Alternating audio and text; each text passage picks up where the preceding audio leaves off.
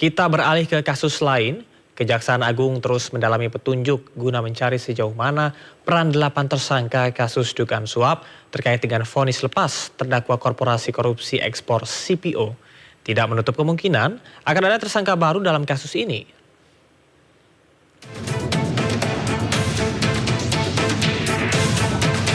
Kejaksaan Agung kembali menetapkan 1 tersangka baru dalam kasus dugaan suap terkait vonis lepas kepada terdakwa korporasi kasus korupsi ekspor CPO.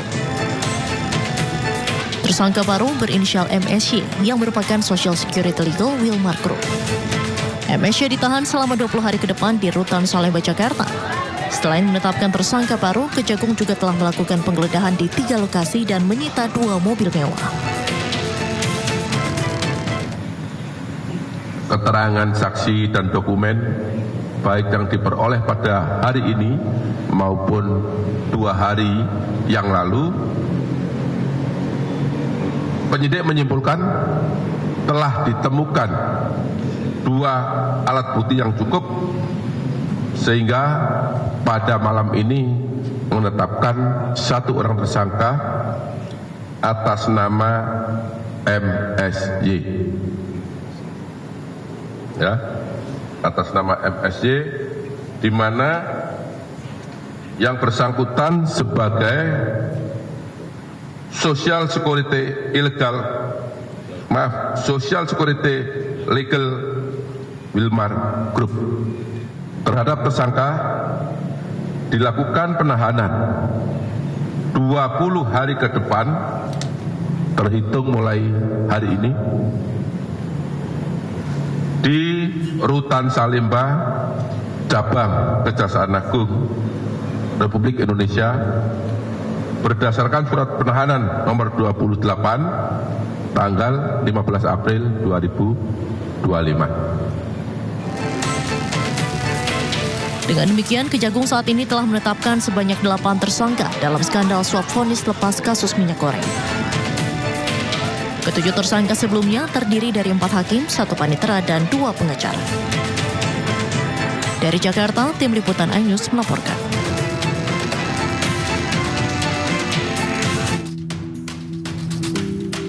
Pada tahun 2022, Indonesia mengalami krisis minyak goreng. Kemudian bulan April 2022, Presiden mengeluarkan larangan ekspor minyak sawit mentah atau CPO bagi perusahaan yang belum memenuhi Domestic Market Obligation atau DMO atau wajib menjual ke pasar domestik sebesar 20%. Permata Hijau Group, Wilmar Group, dan Musim Mas Group tetap ekspor CPO meski belum memenuhi DMO 20%. Pemberian fasilitas ekspor kepada 3 korporasi diadili di Pengadilan Tipikor pada PN Jakarta Pusat. Jaksa penuntut umum menuntut pidana ganti rugi pada 3 korporasi. Pada 19 Maret 2024, Majelis Hakim menjatuhkan vonis lepas dilepaskan dari tuntutan kepada 3 korporasi.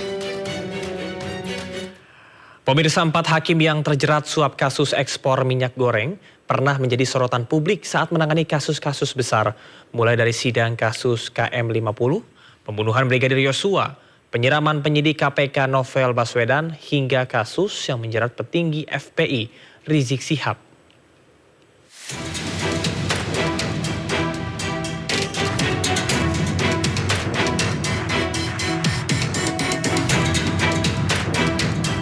Kejaksaan Agung telah menetapkan 8 tersangka dalam kasus dugaan jual beli putusan dalam perkara korupsi bahan baku minyak goreng. 3 diantaranya merupakan hakim dan 1 ketua Pengadilan Negeri Jakarta Selatan. Kejagung mengungkap Ketua PN Jakarta Selatan memberikan uang suap kepada 3 hakim sebanyak 22,5 miliar rupiah. Uang tersebut diberikan 2 kali dengan nominal 4,5 miliar dan 18 miliar rupiah dengan pesan agar hakim memvonis lepas 3 terdakwa korupsi. Sebelumnya, keempat hakim yang terjerat suap kasus ekspor minyak goreng ini pernah jadi sorotan publik saat menangani kasus-kasus besar. Tersangka kasus suap penanganan korupsi ekspor minyak sawit mentah Muhammad Arif Nurianta yang kini menjabat sebagai Ketua Pengadilan Negeri Jakarta Selatan pernah menangani sejumlah kasus besar. Nama Arif sebelumnya pernah jadi sorotan publik saat memutus vonis bebas terhadap terdakwa penembak Laskar Front Pembela Islam atau dikenal dengan peristiwa Kilometer 50. Selain itu, Arif juga pernah menjatuhkan vonis bebas terhadap selebritas Ashanti pada 2019 dalam kasus pencemaran nama baik senilai 14,3 miliar. Tersangka lainnya Hakim Ali Muhtarom juga jadi sorotan.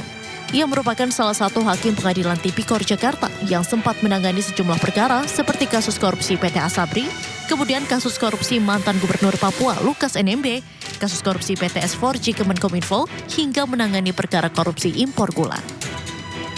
Dalam kasus ini menjerat mantan Menteri Perdagangan Thomas Lembong. Usai Ali Muhtarom jadi tersangka, posisinya dalam penanganan perkara ini digantikan hakim lain. Hakim lainnya yang jadi tersangka adalah Ju Yamto. Namanya mencuat setelah menangani kasus penyiraman air keras terhadap penyidik senior KPK Novel Baswedan pada 2019. Saat itu Ju Yamto memvonis 2 terdakwa penyiraman masing-masing 2 tahun dan 1,5 tahun penjara. Selain itu, Ju Yamto juga pernah menangani perkara perintangan penyidikan kasus pembunuhan berencana terhadap Brigadir Yosua Huta Barat yang menjerat Verdi Sambo. Beberapa waktu lalu, Ju Yamto juga menjadi hakim tunggal dalam sidang pra-peradilan yang diajukan Sekjen PDI Perjuangan Hasto Kristianto. Dalam putusannya, Ju Yamto menolak pra-peradilan Hasto. Adapun Hakim Agam Syarif Baharudin pernah menangani perkara kasus korporasi termasuk di sektor kelapa sawit hingga kasus yang menyeret petinggi FPI Rizik Syihab. Terkait dengan kasus kerumunan yang melanggar protokol kesehatan di masa pandemi COVID-19. Dari Jakarta, Tim Liputan iNews melaporkan.